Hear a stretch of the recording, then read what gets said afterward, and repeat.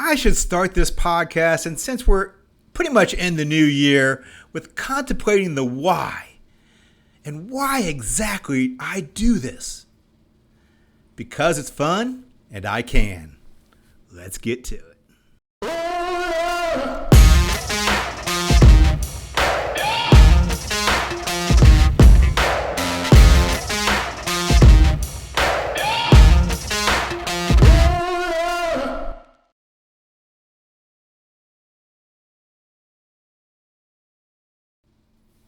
Welcome. IBF On Demand. New year, same old me. My name is Eric. You can find me at eric@ibf.org. That's eric@ibf.org. Thanks for the follows and subscribes. Follow me on LinkedIn, YouTube, wherever you get your podcast. Thank you very much for being part of the community and tribe. Thank you, Arkiva, driving business transformation by solving what others cannot. So thank you, Arkiva, for being here once again for another year. FYI, we do have a lot going on this year. And if you want to check out what's going on this year, go to ibf.org. March, we're going to be in Chicago for a demand planning boot camp. April, I'm going to be at New Orleans for a predictive analytics conference. May, we're going to be in Prague for a supply and demand boot camp for European people. Check that out as well. You can find out it all at ibf.org. Sign up there. And if you follow me on LinkedIn, Wilson Demand, at Wilson Demand, I'm going to be sharing events there, all these events. You can actually, any other events I go to as well. So make sure you follow ibf.org, follow me on LinkedIn as well. And together, we're going to have a pretty fun 2024. Today, we're going to go back into the world of AI, or more so predictive analytics, and talk a little bit about predicting when people will click, buy, lie, or die. You might surmise from that intro who my special guest is. Yes, he wrote that book, Predictive Analytics, Why People Will Click, Buy, Lie, and Die, but he also wrote a new book. And it's very aligned with my mission and what the mission of this podcast is as well. So data science, make sure, come here, listen to this. Data scientists, you need to watch this. But also, this book is for practitioners, executives, people like myself. It's a very important book and a very important message. So I hope you appreciate what we're going to get ready to talk about in this great interview. Eric Siegel is a PhD, is a leading consultant and former Columbia University professor who helps companies deploy machine learning. He is the founder of the long-running Machine Learning Week conference series.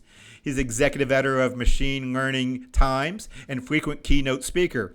He has wrote the best-selling Predictive Analytics, The Power to Predict Who Will Click, Buy, Lie, and Die. His newest book, and must read for 2024, is the AI Playbook, Mastering the Rare Art of Machine Learning Deployment. As I said, it's coming out here the first part of February and correspond with the release of this podcast as well. Also, he's kind of a YouTube rock star as well. Google him, Eric Siegel, and you'll see exactly what I mean. Please help me welcome Eric. So thanks for coming back, Eric. It's the second time on. I appreciate you being back on this podcast. Yeah, it's great to be back, Eric. Wait, I got a copy of your book. I really enjoyed it. And I encourage everyone to check out his newest book.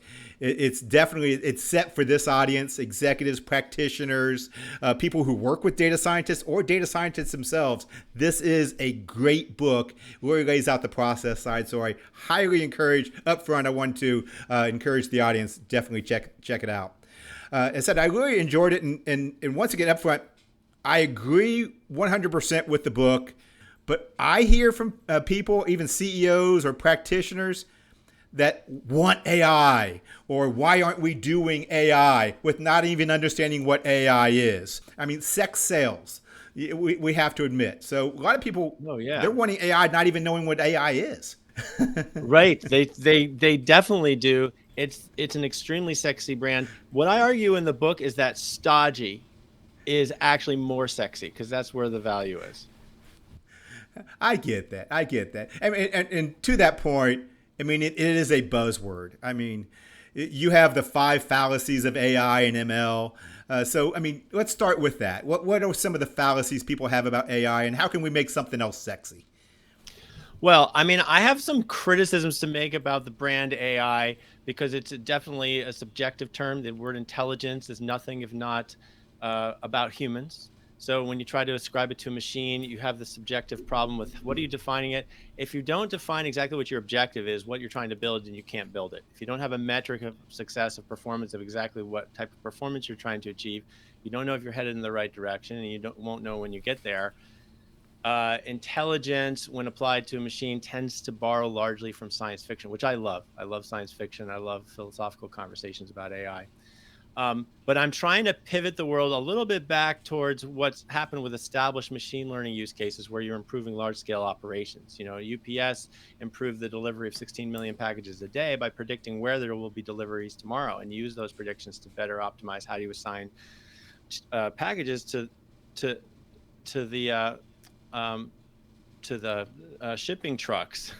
um, Yeah. so the point of my book is to offer a practical business paradigm, uh, framework, playbook, like in the title of the AI Playbook, the titular playbook that I call BIZ ML, the business practice for running machine learning projects, because there is no standardized, established framework or practice from the business vantage, and you very much need a specialized one. But there is none that's well known to business professionals. There's a couple that are known to sort of older data scientists like me, but there hasn't been a lot of movement and noise about that recently. It's time that we have one that's established and understandable to everyone, and it involves business stakeholders getting into the nitty gritty.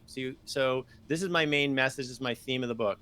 You, as a business side practitioner, somebody who's a stakeholder running the operations meant to be improved by machine learning, you need to get into some real concrete specifics about what's predicted, how well, and what's done about it. So that kind of, they have to dive into that kind of semi-technical understanding in order to participate, because the project needs you just as much as the technical side of the data scientists who are actually generating the model over data. Um, Only with that will we succeed to deploy. And it turns out that the majority of new machine learning projects actually fail to deploy because of this disconnect. But by getting in there, getting in the weeds, so that an informed decision to authorize deployment that's going to change operations for how you're shipping packages, how you're targeting marketing, fraud detection, credit score management, credit risk management, all these different use cases of machine learning. Now you can make an informed authorization of that deployment, and partly because you've been involved from the get-go, from the end-to-end across the entirety of the project, from its inception to its deployment. So you're in the know, and you've weighed in, and your insights make a difference. So you really need a practical business standpoint. So when you do that and you improve potentially any and all of the main large-scale operations that we conduct as organizations, that's where stodgy becomes actually the most sexy. I love that. And I agree with the Oh, premise I'm of the down book. with the AI Yeah, jokes, man. I mean, I I'm know. pretty dry about it. I know you are. I mean, you do videos. Yeah. But I really, I mean, I'm aligned with your book, and I really appreciate it. And I think the field needs it, data science needs it. So I appreciate you putting this into the, out there for people to be able to read. And I think you referred to it as an ML paradox. I think is what you referred to, what you were just talking about. We still need humans in this process. Yeah, I mean, the way I put it in the book is that this advanced technology, machine learning, to succeed, we actually paradoxically need improvements more in the humans, in the way of that type of increased understanding and more refined, specialized leadership practice, more than we need improvements in the technology. The core technology is sound. It's there. It makes models that predict. They don't predict like a magic crystal ball who's going to click buy, lie, or die, commit an act of fraud, cancel as a subscriber. Many of these applications are predicting human behavior, or the behavior of a corporate client, or of a satellite that might run out of battery. We don't have clairvoyance, and we can't expect the computer to either, but predicting better than guessing tends to be extremely valuable for these types of applications. And so we have that ability. That's the cool thing scientifically about machine learning, is that it will learn from examples. It may be 100,000 examples, could be a million examples, or maybe 20,000. It's a lot of examples on some scale of what I mean by a lot, but there's always an infinite number of cases we've never seen. So the scientifically, what's cool is that what it's learned, the patterns or formulas that derives from those historical examples actually pan out. They turn out to perform consistently even over new unseen examples. And that's the whole point. That means it's actually learned something real from that ultimately limited, even if it's a large number of previous examples, historical examples or labeled examples from which it's learning. That's the supervision of supervised learning. That's the labeled data. So the core technology is sound. It produces these models. Data scientists get it. They make the models, and then the models don't deploy. Yeah. And you mentioned that the models don't deploy. I mean, I think so much focus has been on the model itself and the sexy part of, and we neglect the project. And I love the theme is the project. It's laying out. You said people who've been in the industry for a while, yeah, they discuss different processes, but you really focus on the process side of ML and laying out the project step by step discipline, and that's pretty much the 6 chapters you have, chapter 0 and 1 through I think 5 or 6, whatever, are the process itself. Yeah, that's right. The 6 steps. The first step is to plan for the deployment. The last step is the deployment itself. And they basically involve getting involved in those 3 things that every, not only data scientist, but stakeholder needs to be involved with. Anyone affected by or involved with the project. What's predicted? How well? What are the metrics, the arithmetic? And what's done about it. So that what's predicted and what's done about it, that defines the use case, right? Which transaction is most likely to be fraud? Let's block the transaction. Who's likely to buy if we market to them? Let's market to them. Who's going to turn out to be a poor credit risk? Let's reconsider before we approve their application for a credit card. So all of those kinds of use cases. So, but what you just said a second ago, people tend to focus on that, the science that I just espoused. That's why I got into it, and I would say most data scientists get into it in the first place. In my case, quite a long time ago, more than 30 years. And it's cool. So even if you put aside all the AI rhetoric, much or most of which I would hazard to say has a lot of hype involved, because we're trying to ascribe the word intelligence to a machine, but whatever that means is subjective. It promises an incredible or very scary future. But the fact is, that's a subjective word. If we're talking just about, so putting aside the AI hype, just the real concrete value, still in that realm, there's the potential to kind of get too excited about and essentially fetishize the core technology. I'm as guilty of that as anybody. That's sort of been the paradigm and phenomenon of this field that's still holding it back, which is that we focus more on that core technology of learning from data than its deployment. It's like being more excited about the rocket science than the actual launch of the rocket, right? I mean, who cares if we can launch the rocket next year maybe, but the rocket science is really cool. Who cares, right? So if we all agree that maybe launching the rocket would be kind of exciting, and that launching the predictive model so that it actually improves large-scale operations would also be exciting, not just cool, but actually valuable to the business, then we need to shift and sort of reframe these projects and say, hey, look, this is a business project meant to improve operations that critically uses machine learning. Whereas if we just say, hey, this is a machine learning project, then all of a sudden it's just in the data scientist's purview, and their job is just to make the model, and then that model typically fails to deploy. Okay, I think you alluded to it a little bit there, but you introduced a new term, at least to me, was BIZ ML. What's exactly the difference between BIZ ML and like an ops ML type of process? You mean ML ops? Yes, ML ops. I'm sorry. Yeah. No, I mean, they're sort of 2 sides of a coin. BizML is a business framework, so it's a human process, the organizational practice, it's the paradigm, it's the titular playbook of my book, the AI Playbook.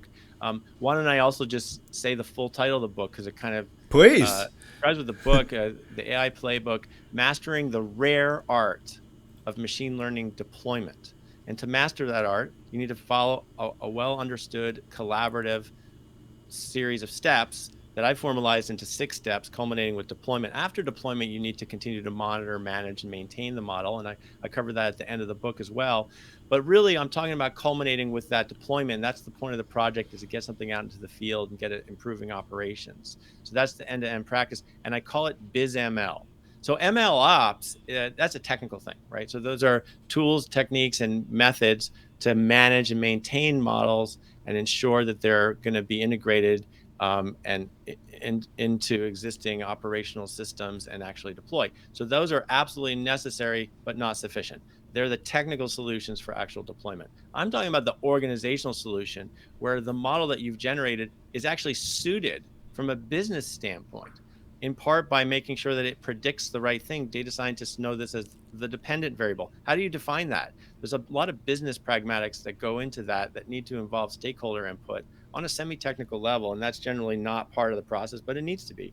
That's step 2 of the 6 steps. So I can just sort of overview the 6 steps. It's very simple. As I've Please. mentioned, you got to get involved in this, what's predicted, how well, and what's done about it. Those are the first 3 steps, is are establishing those 3 things, not in that order exactly, but essentially the first step is what's predicted, what's done about it. That's defining the actual use case. How, what are we going to predict, and then how are operations going to improve with it? And then the step 2, the second step, is to refine the prediction goal. So the first of those, that kind of pair, you got to get a lot more detailed.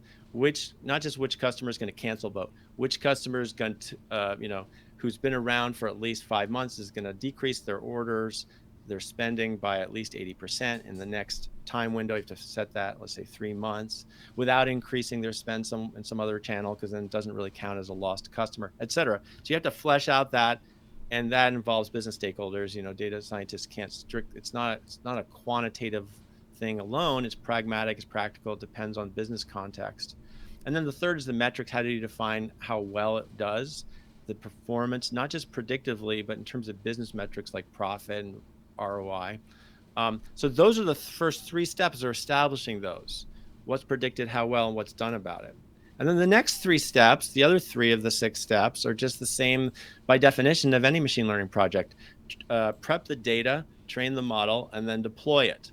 But you need to get involved at least a semi-technical understanding of those. So by spelling those out and stepping through the 6 steps across the 6 main chapters of the book also serves to upskill the business reader as far as the semi-technical understanding they have to get into on those steps.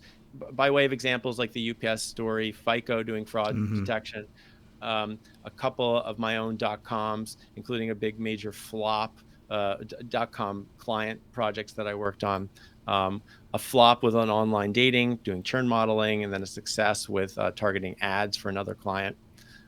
So those are sort of the 6 steps. It's this end-to-end practice, and everyone's got to get on the same page, understand what that plan is going to be. And again, the first step is to plan for the last, exactly what the deployment's going to, you got to, from the get-go, right? It's one thing to say, hey, we know what our business objective is. We want to retain more customers. But you do need to get a lot more specific from that, even from the get-go. That's literally just the first of 6 steps. But both sides, quant and business, must collaborate deeply across the entire end-to-end project, not just that first step.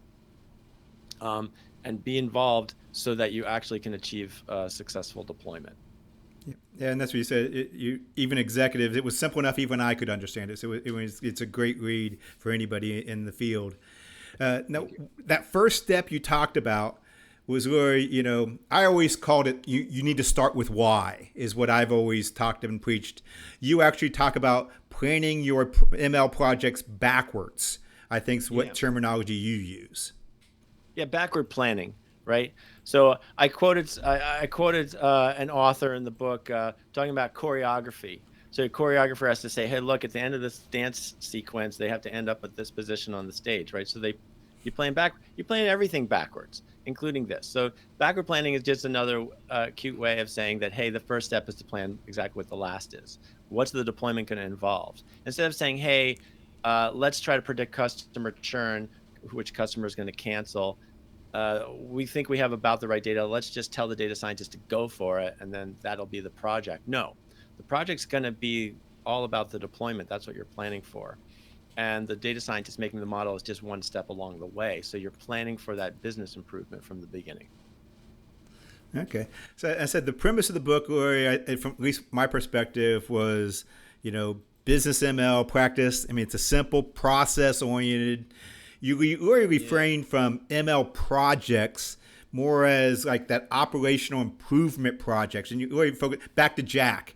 I mean, that's really what, when you're talking about planning backwards, that's what you're talking about, aren't you?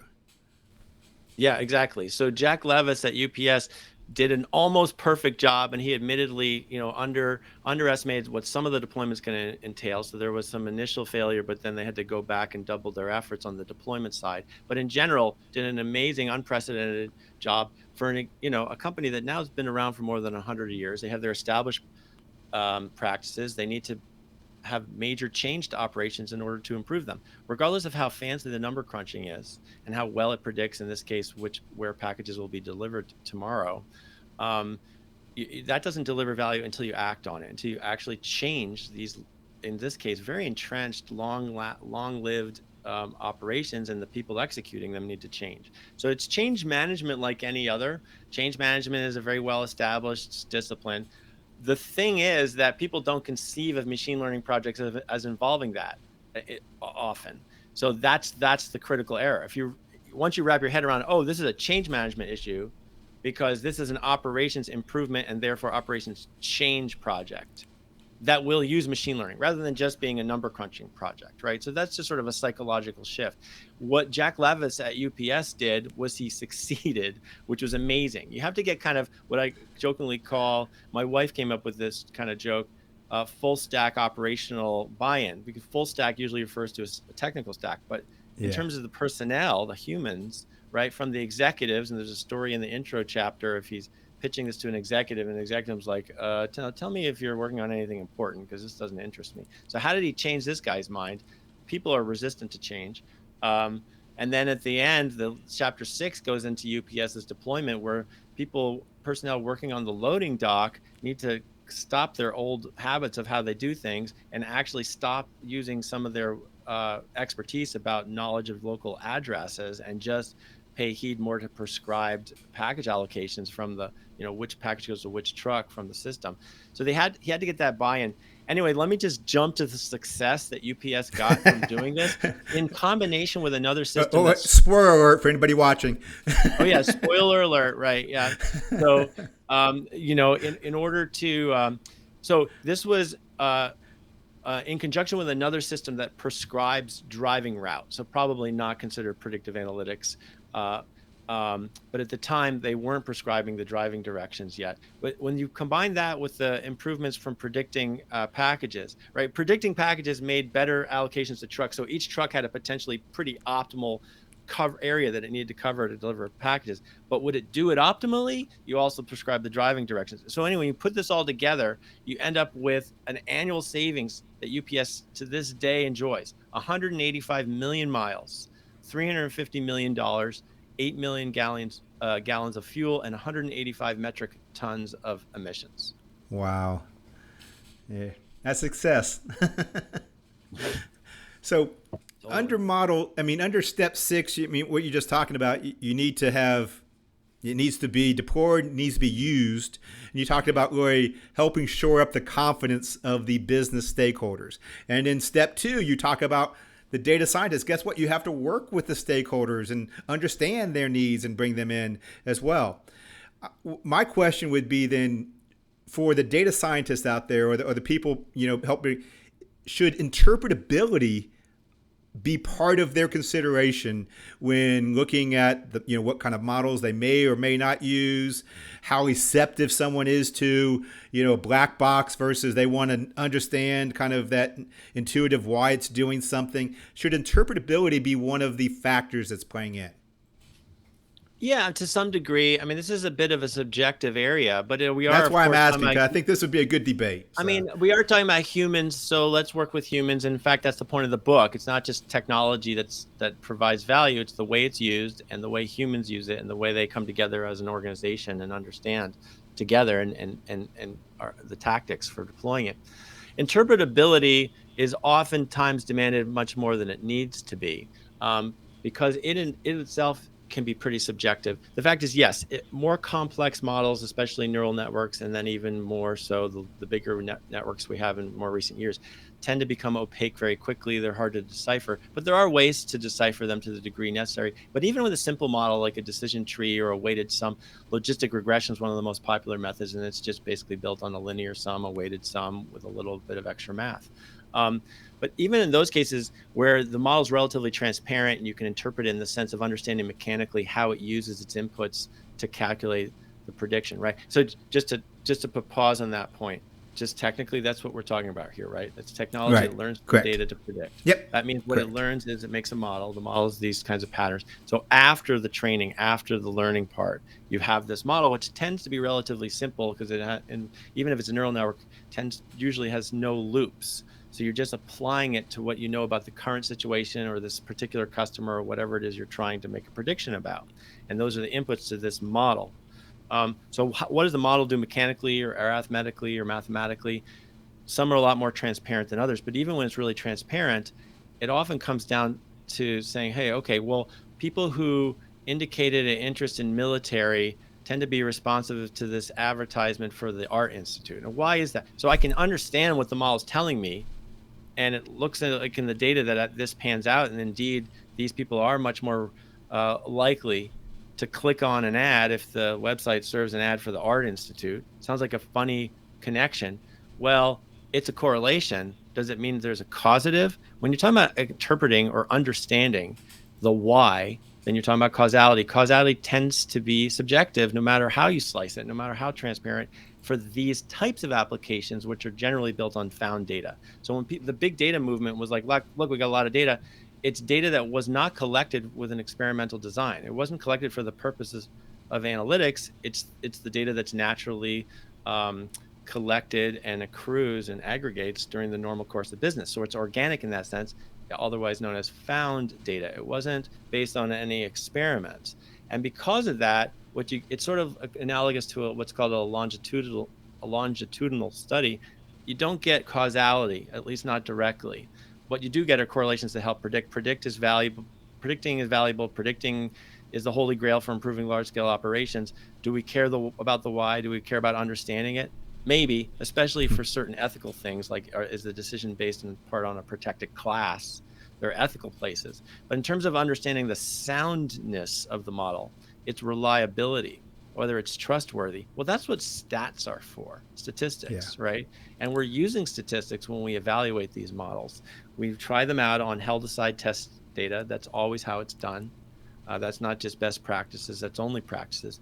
You evaluate the model on a bunch of examples that were not involved in its training, in its development. So they serve as an objective measure of how well it performs in general.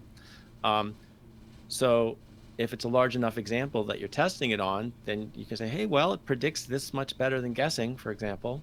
That's called lift. That's one of the metrics used for evaluating models. And while I'm mentioning that, another major shift that I'm calling for in this in the book is that we don't just measure performance in those technical terms like accuracy, precision, recall, lift, area under the curve, but we need to also move to business metrics like profit, ROI, Yes. how many customers are going to be saved. And that's critical, and it's generally a missing ingredient with these projects. Yeah, I love that part, and unfortunately, I didn't get to it, but I love that part as well. So what I really heard then, as far as with the interpretability and everything you're saying, it really is the art side of data science that we're really focusing on then as well. I mean, I really wish someone would write a book about that, about the art of data science. If you do, you know any books about that? Well, I did. That I might be put good. art in the title. I thought that sounded Oh cool. yeah, you did. That's right. Well, in closing, then, I mean, we have this is a must get for any data scientist because they really need to go away from what they're focused on and really what they need to focus on the process itself. So I hope any data scientists out there, they definitely pick up this book. But once again, what is the book? Where can they get it? And is this only for data scientists? None at all. It's first and foremost for business readers. And I think data scientists, as I say in the beginning of the book, I'm like, hey, look, this is not going to be your technical book that you might be accustomed to, but definitely read this chapter, and this chapter, give a good skim to the rest, and then give the book to your boss or that right stakeholder, your client, or whatever it is. And the chapters I'm saying to read are about the metrics, for example, which is ultimately just arithmetic. It's very particular arithmetic, and it's usually done wrong. And even data scientists this hasn't really crossed their radar, even senior ones. The data prep part, people tend to assume, hey, the data is already there, it's prepped, but its preparation is very much related to the business pragmatics and the business objectives. So I play that out. That's the hairiest technical part, more than the fun, awesome, cool rocket science, which may require the greatest expertise and mathematical acumen to execute. The data prep is absolutely perhaps at least as important, if not more important, and completely underserved. So yeah, there's these places for data scientists. But let me answer the really important questions, which is where you can find out about the book. It's bizml.com. So remember, BizML, this is the buzzword that I'm trying. I've never tried to launch a buzzword myself before, but the world needs an established, standardized practice that's well known to both data scientists and business practitioners. And I think I came up with a great 5-letter word, BizML, business practice for running machine learning projects. And in fact, that is the domain for the book, bizml.com. Okay, I hope everybody checks it out, and thank you as a wonderful guest and wonderful conversation. Yeah, thanks, Eric. Thanks so much for having me. Thank you. So 2023, that was the year of AI. Guess what? Get ready. The hype curve says, guess what? 2024 may be the year of an AI hangover for a lot of us.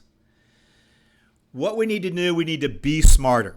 How do you use AI? What exactly? Don't overuse this term. AI, ML, many times it's being overhyped, overused. We need to understand the process. We also need to understand the enablers of the process. We don't run a model, we build models. These are tools we need to be able to run our business, and there's a process to develop the right tools for production of what we're going to do with them. Things like BIZ ML, new term is catching on everywhere. We need to focus on that. We need to focus on predictive analytics and what it can do for an organization. There's many cautionary tales, including from this show, of putting that chat GPT before the horse, putting the AI first. People, process, then the ML, the AI, to be able to solve for a problem. Well, that's a wrap. I'm going to go meditate, Zen meditation, on more of why we need to do these. My name is Eric. You can find me at eric@ibf.org. That's eric@ibf.org. I want to thank Arkiva for driving business transformation by solving what others cannot. Thank you, Arkiva. And thank you once again, IBF. This is the platform they've provided to be able, we can share this content. So I said, we're going to be very busy. Check out ibf.org. Sign up. Make sure you sign up there so you're getting the emails, getting the Journal of Business Forecast, everything of that sort. And you can see all these great events coming up and all the other great information available as well. So I'm looking forward to starting and going through another year with you. We had an exciting couple years. We've grown as an audience. I'm excited to continue to grow this as well and continue this journey we have been on and are on together.